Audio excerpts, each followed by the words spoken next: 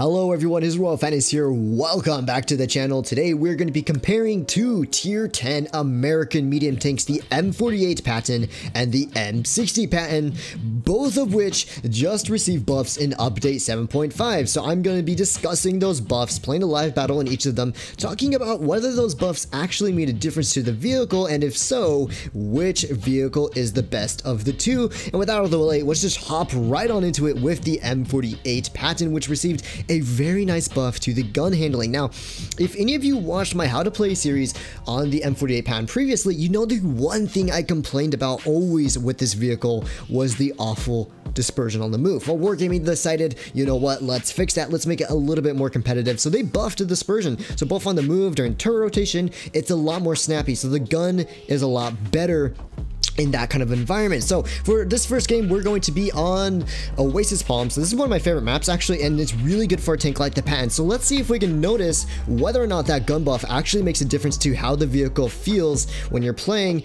And we have a pretty good lineup here. Now the enemy team have some good vehicles for going into the dune, such as the Kranwagen, the 57, MX30B, pretty good opposition. So let's hope this means we'll need to actually have an accurate gun to perform well. Let's give it a go. So yeah, dispersion, like on the move, is way better. There's way less bloom. It aims in faster, or it feels like it, because you're rarely going to aim in 100% before taking your shots.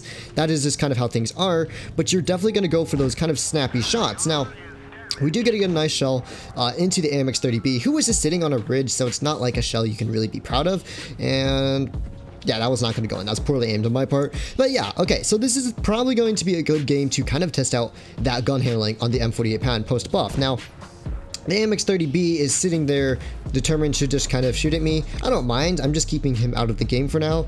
So let's see. And we get a really nice snapshot in. And there you go. That is just where having that on the move dispersion kind of makes a difference. It just makes shots like that much easier. Now I'm gonna go push on these medium tanks because they're clearly pretty isolated, and I almost just got nuked up by a Yag, so I'm very lucky about that. I'm gonna put a nice shot on 54 and pop the adrenaline push in here, because we really do need to start killing these vehicles when possible. There you go. Just gonna make sure my side's not exposed. Very nice. We're gonna go pick up the kill on the T-54 in just a moment. At least I hope we will. And there you go. And WZ is going to push onto us, but we need to pick up the kills on this side, and hopefully, let's see, perfect. Now if my 422 buddy would be ever so kind to pick up the kill, I'd rather not get nuked here. There we go. Good job. Nice. He gets ram killed. OP. Alright, so yeah, we're going to win this game, I think. It's looking pretty good. All of their heavy tanks are kind of stuck in the town, and we're going to clear all of their DPM tanks. Well, except for the 57. The AMX30B is going to pop up around here in a moment, so I'm just going to wait for that. And then we do get a snapshot in. Once again, a gun just feels a lot more snappy than it used to, and with that difference, it really makes the tank feel a lot better. Now, that was a very iffy shot that I took there. Not necessarily the gun handling shot, it was just kind of a, well, maybe that will hit.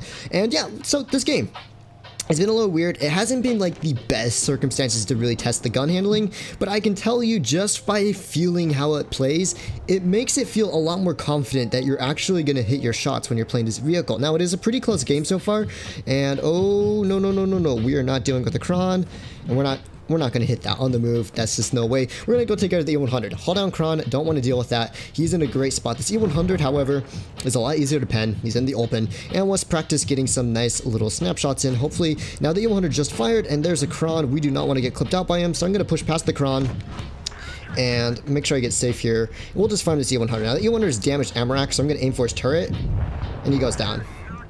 57 heavy is next. He's actually more deadly than a Kron in my opinion, so I'm gonna focus him. Yeah, 422 is still alive. So yeah, this is gonna be an okay game. Not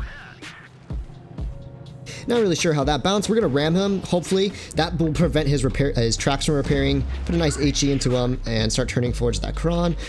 But I still might need to pick up the kill on him anyways. So pick up the kill. It's 4,000 damage dealt, and now it's just this Kron that's left.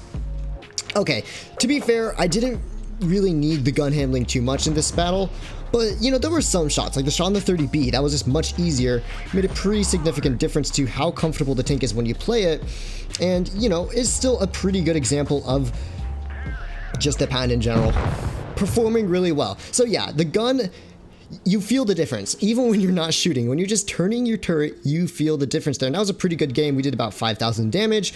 Won't really complain about that. You know, some of the nice snapshots on that 30B, the old Patton would have been way less likely to make those shots. So yes, I would say a very nice buff towards the dispersion on the M48 Patton. M60, on the other hand, never needed a gun buff. It always had one of the best 105mm guns in tier 10, but what it lacked was that armor. It really lacked that armor, but that has changed. In update 7.5, it got a very nice buff to the upper plate and of course to the outsides of the turret. Now, it means it will bounce more shots. Yes, I've had games where you really have noticed the upper plate bouncing more shots, but the thing is, you have this gigantuan lower plate, you have a huge hatch, the cheeks on the turret are still very weak, so there's going to be those games where like the armor doesn't feel buffed at all because people are just hitting you in your weak spots.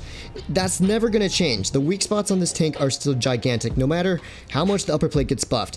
And so when I previously played the Patton, I just played like you had almost no armor, except for that turret, which you would kind of bank on bouncing every once in a while, but not too consistently. And it's kind of the same way. You don't want to trust in your armor too much, but you are capable of getting those nice bounces now, and that really makes a difference to how confidently you can play the tank. Now, my team is in a really awful state right now.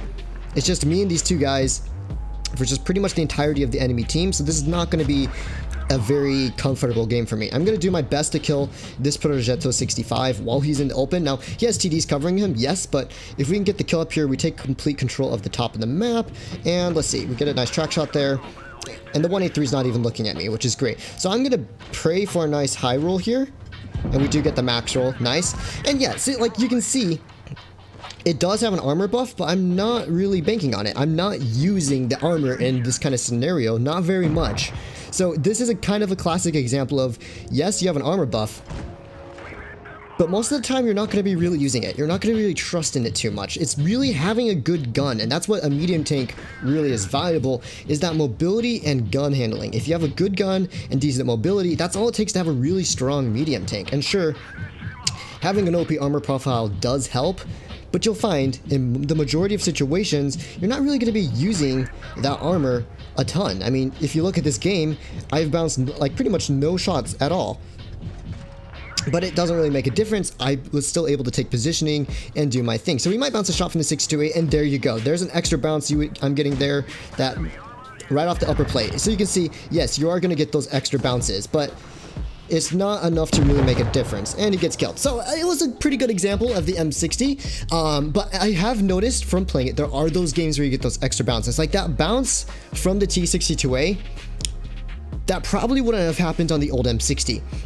And so getting bounces like that, however small and unimportant they seem, they can make a huge difference to some games. Some games where you survive by 100 HP, that one bounce made a difference. Didn't make a difference in this game, but in a different game, it could be the difference between winning and losing. So yes, it is a nice buff to the armor profile. Is it something you're going to feel a bunch? Not necessarily. It's not always something that's active. The M60 still has a giant lower plate. The cheeks around the mantlet are very weak. The hatch is huge. You're going to get penned a lot anyways, no matter what angle you are at. But if you're at this angle, like right here, your upper plate actually is a lot more difficult to pen. And that's actually better than the Patton. The Patton always had a better armor profile than the M60, but I would say overall, the M60 has a better hull, but the Patton still has a better turret. I don't know why. The Patton's turret just feels better.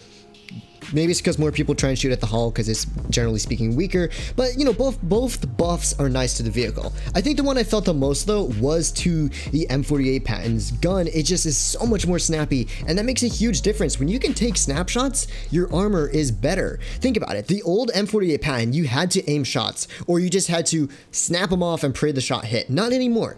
The gun is so much faster, has such smaller dispersion that it actually can hit those shots a lot more easily. In fact, that does make your armor better because the enemy team doesn't have as much time to aim at things like the hatch. So I felt the difference mostly on the M48 Patton. I've been absolutely loving this. This is my winning tank. This is the tank I prefer out of the two, the tank that I feel really is the best option.